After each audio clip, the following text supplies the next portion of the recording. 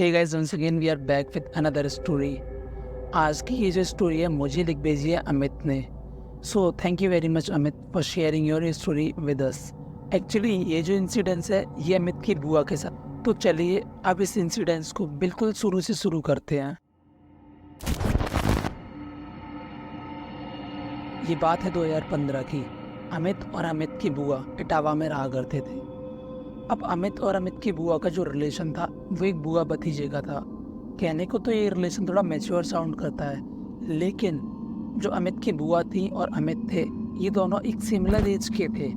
इनमें हालांकि 1-2 साल का गैप ही था। अब ये दोनों खूब पार्टी किया करते, खूब मौज मस्ती किया करते, साथ घुमा फिरा करते थे। अब एक दिन अमित के पड़ोस में एक घर हुआ करता था। उस घर में एक सीमा नाम की औरत और उसके बहू बेटे रहा करते थे।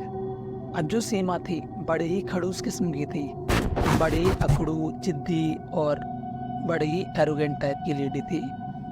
कभी कभार तो वो काला जादू भी किया करती थी और अपनी चीज़ों से बहुत प्यार किया करती थी। अब एक दिन होता क्या है, ये जो सीमा थी ये अपनी पर्सनल रंजिश के कारण किसी पर काला जादू कर रही थी। अब ये काला जादू किसी व्यक्ति पर किया जाए और उस व्यक्ति का ठीक से इलाज ना हो तो उस व्यक्ति की मौत भी हो सकती है। ऐसे ही सीमा ने जिस व्यक्ति पर काला जादू किया था, अपने पर्सनल रीजंस की वजह से उस व्यक्ति की भी मौत हो गई थी।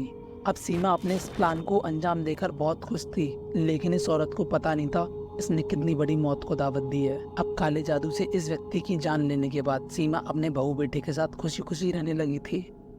अब इस बात को 2 महीने बीत जाते हैं और एक दिन सीमा के शरीर पर अजीब से सफेद कलर के छाले निकलने लगते हैं, जिसकी वजह से सीमा बहुत ज्यादा परेशान रहने लगती है। अब ये सीमा डॉक्टर को दिखाती है तो डॉक्टर भी नॉर्मल स्किन इन्फेक्शन बोलकर सीमा को दवाई दे देता है।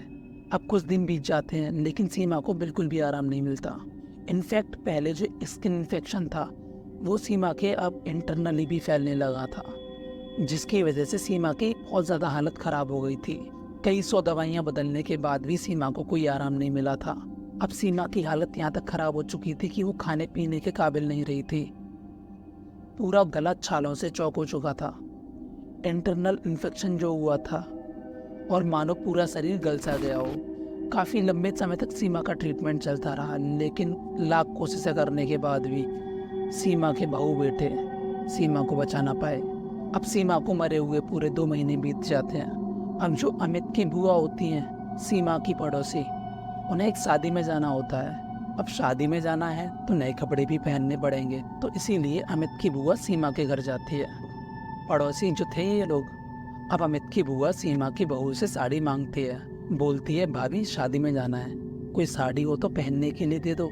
अब यहाँ सीमा की जो बहू थी वो अमित की बुआ को साड़ी ला कर दे देती है। अब अमित और अमित की बुआ शादी में जाते हैं, खूब इंजॉय करते हैं, मस्त दबा के खाते हैं और लेट नाइट घर पे आते हैं। अब करीब 1 हफ्ते बाद अमित की जो बुआ थी उनकी बॉडी पर वाइट फंगस इन्फेक्शन जैसा कुछ होने लगा था। अब पहले तो इन्हें ये सब नॉर्मल लगा तो इन्होंने ये सब इग्नोर कर दिया, लेकिन ये इन्फेक्शन धीमे धीमे एक अलग रूप ले रहा था। मानो ऐसा लग रहा था कि कोई इस शरीर को ऊपर से खा रहा हो। पूरे शरीर पर छोटे छोटे सफ़ेद छाले जैसे पड़ गए थे और कुछ दिन बाद अब ये इंटरनली भी फैल चुका। और अब यहाँ अमित की बुआ की हालत बहुत ज़्यादा ख़राब हो गई थी। नौबत यहाँ तक आ गई थी कि इनको चम्मच से पानी पिलाया जाता था और लिक्विड डाइट पर रखा जाता था। अब अमित की बुआ को कई डॉक्टर्स को दिखाया गया, कई सारे टेस्ट करवाए गए, लेकिन डॉक्टर तक ना समझ पाए कि इनको बीमारी क्या है।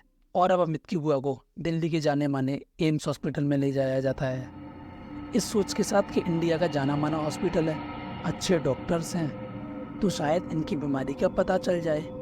अब यहाँ भी कई सारे टेस्ट होते हैं। कुछ टेस्ट तो ऐसे होते हैं जिसके लिए शरीर के ऊपर से और मुंह के अंदर से खाल निकाली जाती है। अब इतने सारे टेस्ट होने के बाद भी डॉक्टर्स इनकी बीमारी का पता नहीं लगा पाए और अब अमित की बुआ की हालत बहुत ज़्यादा ख़राब होने लगी है।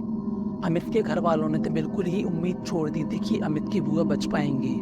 और अब कुछ दिन बाद जो अमित की बुआ थी वो कुछ अलग सा बिहेव करने लगी थी।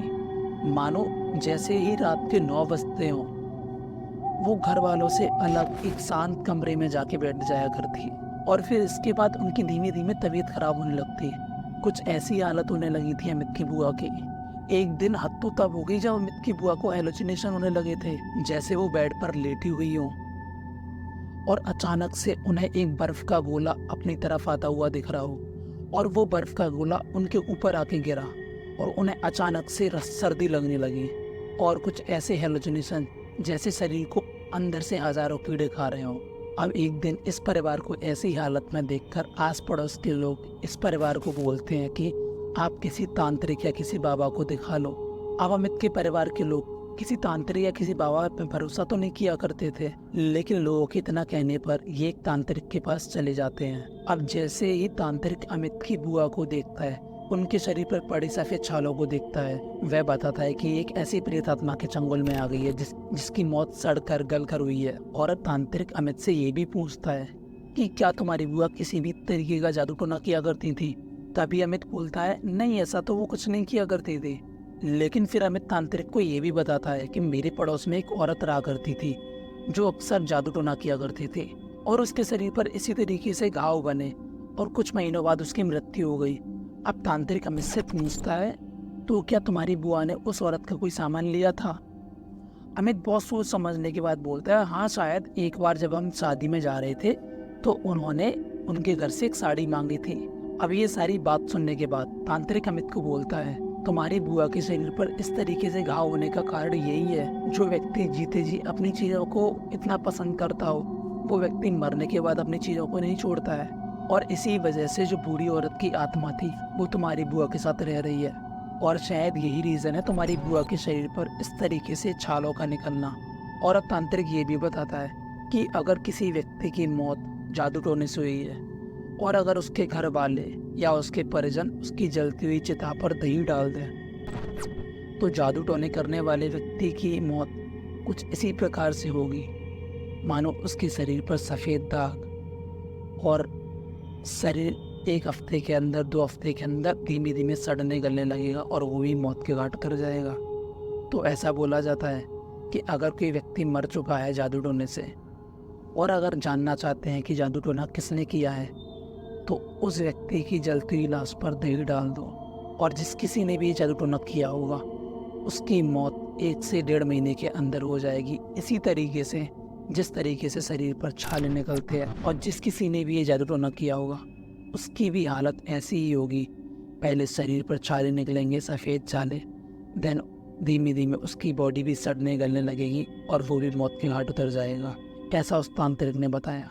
और रीज़न यही था अमित की बुआ के शरीर पर ऐसे छाले निकलने का, क्योंकि अमित की बुआ के साथ वो लेडीज़ रह रही थी जो अक्सर जादू टोना किया करते थे। तो आज की अगर ये वीडियो आप लोगों को पसंद आई हो तो give it a thumbs up. मिलता रहूँगा ऐसी ही ढेर सारी थ्रिलिंग वीडियोज़ के साथ। अगर आप लोगों के पास भी ऐसी ही कोई स्टोरीज़ हों तो मुझे लिख भेजो मेरे इंस्टा हैंडल पर। इंस्टा हैंडल मेरा डिस्क्रिप्शन बॉक्स में मेंशन है। मैं करता हूँ इस वीडियो को फिनिश। मिलता हूँ आपसे नेक्स्ट वीडियो में। If you like the video give it a thumbs up, do not forget to subscribe my channel. मिलते हैं नेक्स्ट वीडियो में, टिल देन चाओ।